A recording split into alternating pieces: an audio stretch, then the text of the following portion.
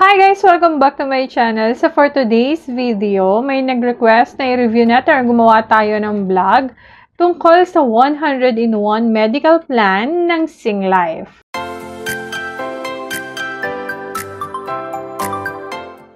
Pauna lang, hindi ito sponsored video ng Singlife. So, interested din ako dito sa product na to. And sabayan natin i-review or i-check yung product na to. So, unang tanong, ano ba ang 100-in-1 medical plan ng Singlife? Sabi dito, yung 100-in-1 medical plan is a product that will help you to pay medical expenses for over 100 critical conditions, including cancer, stroke, and heart attack. It also has additional coverage in case you get disabled or pass away due to an accident. So, isa rin tong product na maaasahan natin kapag meron tayong mga medical expenses at yung mga hindi inaasahang pangyayari like yung accidents. So, the product covers the following. Merong major critical conditions, merong minor critical condition, and accident, disability, and death. So, ano ba yung major critical condition? Sabi, ang major critical condition, ito yung mga late stage na, yung severe na, or yung life-threatening na sakit na siya. Ang minor naman, ito yung mga less, yung, kumbaga hindi siya life-threatening at less severe siya. And falls under early or intermediate stage. So, most common ng major condition, yun yung mga cancer, stroke, kidney failure, tsaka heart attack. Tapos, ang isa namang example ng minor critical condition is yung chronic kidney disease. Tapos, ipa-flash ko na lang dito yung iba't ibang klase din ng condition na under ng policy na to.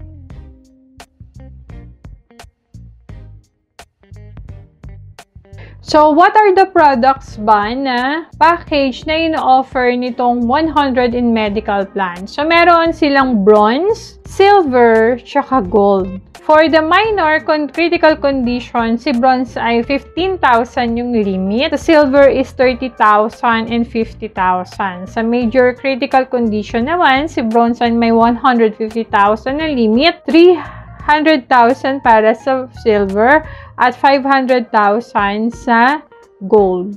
For the accidental, disability, and death, 150 kay bronze, silver is 300, and 500 naman kay gold. What are the benefits naman included under accidental, disability, and death? You or your family will receive a cash benefit of lump sum if you get disabled or pass away due to an accident. So, meron siyang two type na covered. So, meron siyang standard accident coverage. So, meron siyang makaka-receive ka ng 100% of the benefit amount if you or your dependents become disabled due to accident listed below. So, papakita ko na lang yung mga accident na yon.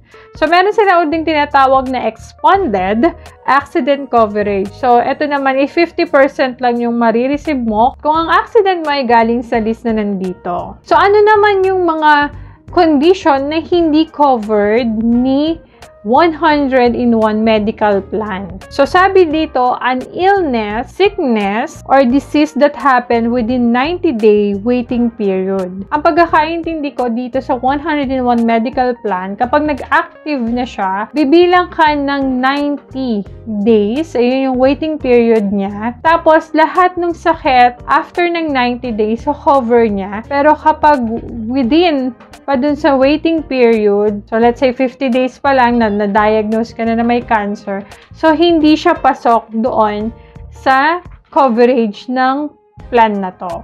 Lahat din ng pre-existing conditions ay hindi rin pasok sa policy na to. Ito yung mga karaniwang tanong kung sino ba ang pwedeng maging dependent dito sa policy na to. Ulitin ko, yung dependent at beneficiary ay magkaiba. Pag sinabi nating dependent, mako-covered siya nung plan na binili mo. Pero pag beneficiary, once na may nangyari sa'yo, like yung death nga, siya yung magki-claim ng benefit mo. So, magkaiba siya. So, dito, sino ba ang pwede mong maging dependent? Legal spouse, life partner, age 15 to 55 if you do not have any legal spouse. So, dapat yung ating dependents ay nasa good condition din. Wala din silang pre-existing conditions. How do I purchase 101 plan through GCash? So, sa GCash to, punta ka lang sa G-Insured and then makikita mo na yung mga product nila doon. Tapos, i-click mo and sundan mo lang yung process niya. Ang tanong naman is, when can I claim benefit from 101 medical plan? So, dapat meron ka ng active na plan sa 101 medical plan.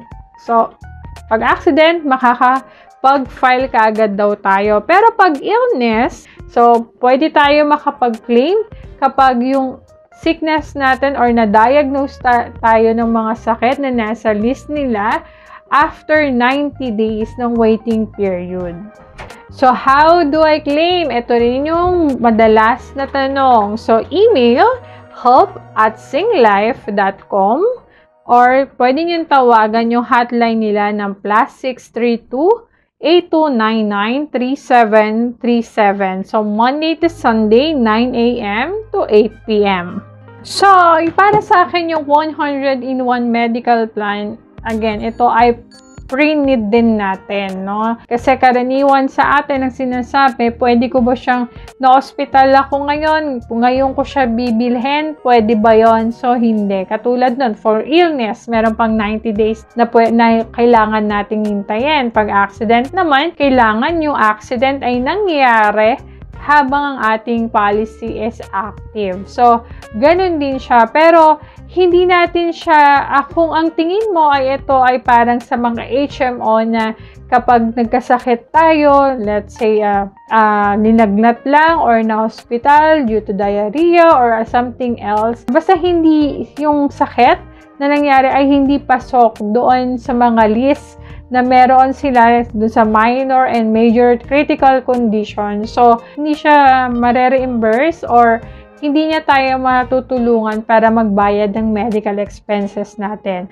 Kung iintindihin natin yung policy na to is para doon sa mga major and minor critical conditions na meron kasamang accident and disability benefit. Para masagot yung tanong, ano ba ang pagkakaiba nito sa 3-in-1 protection na kinuha ko, pati itong 101 medical plan. So, una magkaiba na sila dahil ang 3-in-1 protection ay para sa COVID, dengue, and accident. Ang 101 medical plan naman is para dun sa mga minor, major critical condition, and may accident. So, iba yung sakop nung kanilang plan.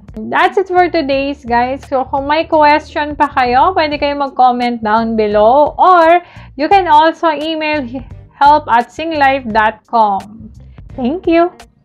Bye-bye.